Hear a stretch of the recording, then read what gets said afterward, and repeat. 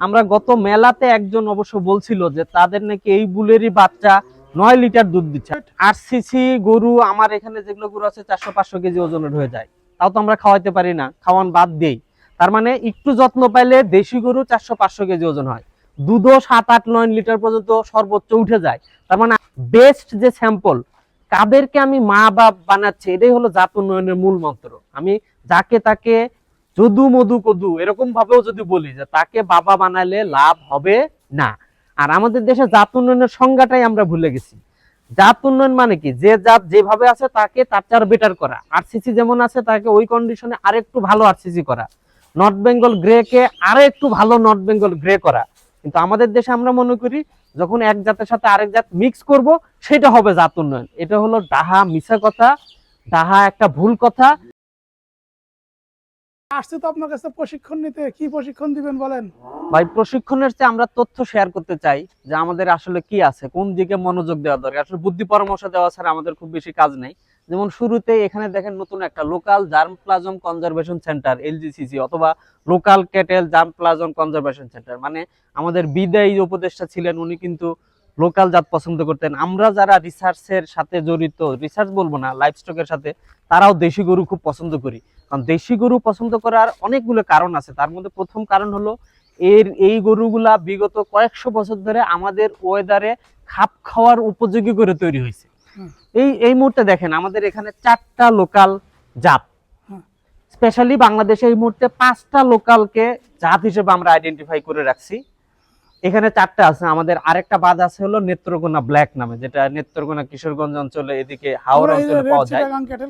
আমরা red Chittagong cattle আছে এখানে, আমাদের মুন্সিগঞ্জের গরু যেটা মীর কাদিমের ধবল গরু অনেকে বলে, দেন পাবনা টাইপের গরু আছে, নর্থ বেঙ্গল গ্রে আছে। এখানে 4 টাইপের টোটাল আমাদের 17টা দেশি বুল আছে। নাম কি এরকম দিয়েছেন? রেড চিটাগাং ক্যাটেল, এটা হলো Munshiganj cattle, Pabna, north Bengal grey, Pabna cattle, north Bengal grey cattle, এই 5টা গরু। এখন আপনারা অনেকে জানেন রেড চিটাগাং ক্যাটেল চট্টগ্রাম অঞ্চলে পাহাড়ি এলাকায় ওই এলাকার জন্য বিশেষায়িত ভাবে তৈরি হয়েছে, যার মাংসর কোয়ালিটি, দুধের কোয়ালিটি, তার শরীরের কালার ওই অঞ্চলের জন্য বিখ্যাত এটা। দেন মুন্সিগঞ্জ গরুটা ঢাকা মুন্সিগঞ্জ এলাকা, ওই নদীর পার এলাকা, মানিকগঞ্জ এই অঞ্চল দিয়ে এইটা বিখ্যাত। যদিও এটার সংখ্যা এখন ভয়ানক ভাবে কমে গেছে, দেখা গেছে যে ইন্ডিয়া থেকে সাদা গরু নিয়ে এসেও মুন্সিগঞ্জের নামে হাসা বলে এটা বলে চালায়। কিন্তু আপনাদের আমি চেনার জন্য বলি যে আমাদের দেশি গরুর পাবনা বাদে কোনো দেশি গরুর নাভি ঝুলানো হবে না, এটা হলো প্রথম বৈশিষ্ট্য।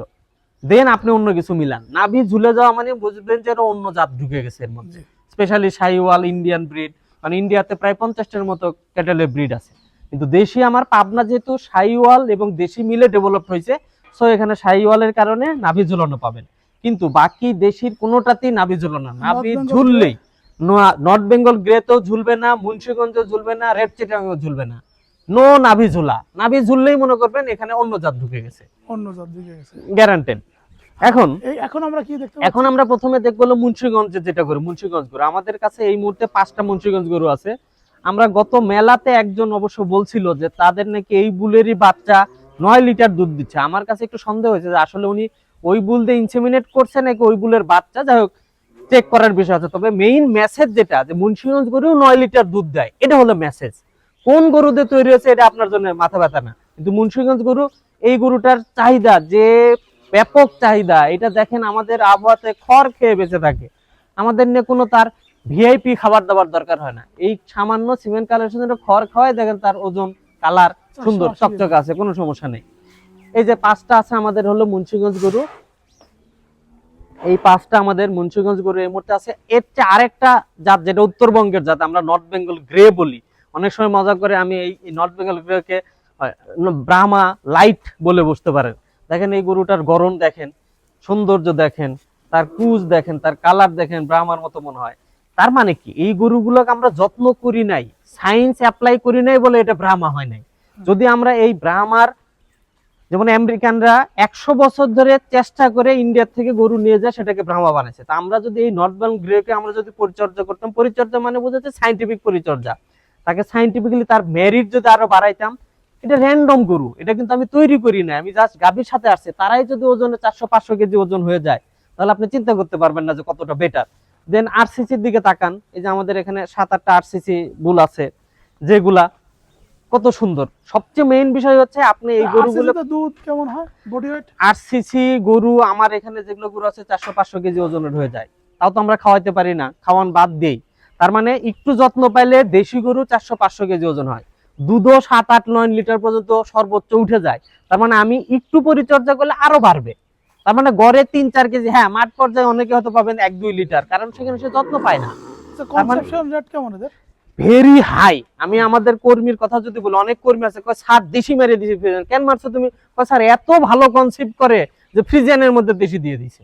তার মানে কনসেপ্ট করার দিক থেকে অসব সুন্দর। যেমন এই যে 75-93 এটা কত সুন্দর আরসিসি। তার মানে আমার আরসিসি গরু আমাদের নিজস্ব গরু, দেশি বলে আমরা আর গরুই বলতে চাই না। আমরা এখন দেশির যে ভাগ হয়েছে স্পেসিফিক সেগুলো বলবো, নর্থ বেঙ্গল ব্রেভ বলবো, তারপরে আরসিসি বলবো, পাবনা বলবো, মানে তার তো একটা নাম আছে। যেমন বিদেশি গরু সব বিদেশি না, আমরা তাদের নাম ধরে বলি, জার্সি বলি, ফ্রিজিয়ান বলি, হলস্টেইন বলি, ব্রাহ্মা বলি।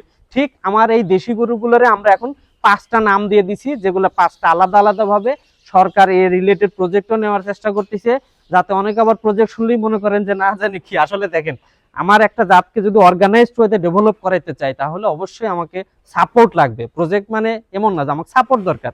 যেমন আমি এখন নর্থ বেঙ্গল নেত্রকোনা ব্ল্যাক এই গরু যদি কিনতে যাই, আমার কাছে নাই, আমি কই পাবো? তার মানে আমাকে সাপোর্ট না পাইলে কোনোদিনই সম্ভব না। আমার ফিমেল গরুগুলো মাঠ থেকে কালেকশন করা দরকার, দেন এখানে ডেভেলপ করা দরকার। একইভাবে খামারি পর্যায়ে এই বুলেট সিমেন্ট গুলো যখন যাবে তখন খামারি উপকৃত হবে। তার মানে বেস্ট যে স্যাম্পল, কাদেরকে আমি মা বাপ বানাচ্ছি, এটাই হলো জাত উন্নয়নের মূল মন্ত্র। আমি যাকে তাকে যদু মধু কদু এরকম ভাবেও যদি বলি যে তাকে বাবা বানালে লাভ হবে না।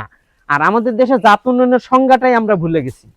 জাত উন্নয়ন মানে কি, যে জাত যেভাবে আছে তাকে তার চেয়ে বেটার করা, আরসিসি যেমন আছে তাকে ওই কন্ডিশনে আরেকটু ভালো আরসিসি করা, নর্থ বেঙ্গল গ্রে কে আরো একটু ভালো নর্থ বেঙ্গল গ্রে করা। কিন্তু আমাদের দেশে আমরা মনে করি যখন এক জাতের সাথে আরেক জাত মিক্স করব সেটা হবে জাত উন্নয়ন। এটা হলো ডাহা মিছা কথা, ডাহা একটা ভুল কথা। জাতের সাথে অন্য জাত মিক্স করলে ক্রস ব্রেড হয়, সেইটা খারাপও হইতে পারে, সেটা ভালোও হইতে পারে, সেটা টিকতেও পারে, সেটা নাও টিকতে পারে। তার মানে জাত উন্নয়ন করা মানে আপনার কাছে যে দেশি গরু আছে তাকে এই জাতের মধ্যে থেকেই আসলে আরো বেটার বানানো।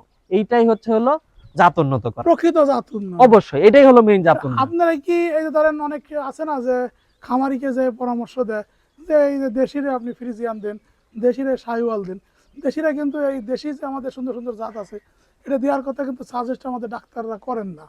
এই বিষয়ে আপনি কি বলতে চাচ্ছেন? আচ্ছা, তার মানে দেশিকে যদি আপনি দেশি দেন, দেশিকে যদি একটা ভালো বুল দেন, তাহলে ওই দেশি হিসেবে সে উন্নত হবে। এইটা হলো জাত উন্নয়ন।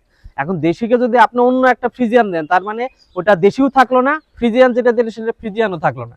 তার মানে এটা জাত উন্নয়ন, এটা আসলে ক্রস ব্রেড করা, আপগ্রেড করা, হোয়াট এভার। এইটা ভালোও হইতে পারে, খারাপও হইতে পারে। কেন বলতেছি আমি, আপনি এখন চিন্তা করে দেখেন বাংলাদেশে যত ডেইরি খামারি আছে তারা কিন্তু খুব কষ্টে আছে। কি কষ্টে আছে? প্রথম কষ্ট হলো তাদের খাদ্য খরচ বেশি। তার মানে দেশি গরু যারা পালে তারা তো কখনো বলে না যে আমার গরুর খাদ্যের দাম বেশি। তোমার দেশি গরু যে খাদ্য খায় সেটার দাম খুব এত বেশি না, কিন্তু ফ্রিজিয়ান গরু পালতে গেলে তাকে স্পেশাল খাবার দিতে হয়, তাহলে সেই খাদ্যের দাম তো বেড়ে গেছে। তার মানে কি, এটাকে কি জাত উন্নয়ন বলবেন? জাত উন্নয়ন কোনটা? যে আপনার সামর্থ্যের মধ্যে যে ভালো রেজাল্ট দিবে, আপনার সামর্থ্যের মধ্যে যে রেশে টিকে থাকবে, সেটা হলো জাত উন্নয়ন করা। আমি এখন সোনা খাওয়ায় যদি গরু পালতে হয় তাহলে সেই গরু তো আমার দরকার নেই, সে যত ভালো কিছুই রেজাল্ট দেখ, আমি তাকে খাওয়াবো খারাপ জিনিস, বিনিময়ে সে আমাকে ভালো জিনিস দেবে। তাহলে আপনারা বলেন যে এই দেশি গরুর দুধের স্বাদ, মাংসের স্বাদ, সেটা কি ফ্রিজিয়ান গরুর সাথে হবে? সেটা কি শাহিওয়াল গরুর সাথে হবে? অন্য জাতের গরুর সাথে হবে? জীবনেও হবে না। কিন্তু এই জিনিসটা আমরা বুঝি না যে আমার এই গরুটা এমন এক ধরনের মেশিন যে সবচেয়ে খারাপ জিনিস খায় কিন্তু আমাকে দেয় হলো সবচেয়ে ভালো জিনিসটা। অথচ আমরা এই পার্থক্যগুলো বুঝি না। শানে খোদা ভাই, আপনাকে অনেক অনেক ধন্যবাদ। বন্ধুরা, আমি একটু কথা বলতে যাব। সেটা হচ্ছে যে এই যে আমরা যে দেশি গরু যে 5টা আমাদের দেশে লোকাল ব্রিড হয়েছে, বন্ধুরা, এই যে আমরা কুরবানির সময় কেউ কিন্তু আসলে ফ্রিজিয়ান গরু কুরবানি দিতে চাই না, কিন্তু আমরা পালন করতে চাই ফ্রিজিয়ান, কিন্তু কুরবানি দিতে চাই আমরা দেশি গরু। আমাদের দেশি গরু আসলে পুরোটাই সংকট। কেন সংকট? কারণ ইন্ডিয়ার গরু যদি আমাদের কুরবানির সময় না আসে, না ঢোকে, তাহলে কিন্তু আমাদের কুরবানি দিতে গেলে খুবই কষ্ট করতে হবে। কারণ সবাই যদি আমরা ফ্রিজিয়ান গরু লালন পালন করি, ফ্রিজিয়ানের খামার করি, হ্যাঁ, বেশি বেশি লাভ করি দুধ এবং মাংস দিয়ে, তাহলে কুরবানির সময় আবার যাবো কই? তাই যাদেরকে কাছে দেশি গাভী আছে, বিশেষ করে গ্রাম অঞ্চলে, আমি তাদেরকে বলবো যে আপনারা এই যে দেশি সিমেন্ট দিবেন। দেশি গরুতে আর আপনারা ফ্রিজিয়ান কিংবা শাহিওয়াল দিবেন না। আপনারা এরকম সাদা গরুর সাথে সাদা গরু দিবেন, নর্থ বেঙ্গল গরুর সাথে নর্থ বেঙ্গলের সিমেন্ট পাওয়া যায় সরকারের। এরপরে শিং লাল, ঠোঁট মুখ লাল যে আরসিসি, তার সাথে আপনারা আরসিসি দিবেন। এরপরে যে ধবল গরু বা হাসা গরু সিমেন্ট পাওয়া যায় সেটা দিবেন। শাহিওয়াল গরুরে শাহিওয়াল দিবেন। ফ্রিজিয়ান গরুরে আপনারা ইউএস সিমেন্ট দিবেন, ডাইরেক্ট ইউএস সিমেন্ট দিবেন। হ্যাঁ, না হলে এরকম ভালো পার্সেন্টেজ দিবেন। আর সবসময় আপনার খামারে একজন ভালো ডাক্তারের সাথে যোগাযোগ রাখবেন, যে কোনো সমস্যায় সেজন্য আপনার পাশে এসে দাঁড়ায়। আরেকটা কথা হলো যে আপনারা যারা খামারি ভাইরা আছেন একটু প্রশিক্ষণ নেওয়ার চেষ্টা করবেন। খামারে যদি প্রশিক্ষণ নিয়ে খামার করেন, ইনশাআল্লাহ সফলতা আপনি পাবেনই। সবাই ভালো থাকুন, আমাদের জন্য দোয়া করুন, আমরাও আপনাদের জন্য দোয়া করি। আল্লাহ হাফেজ।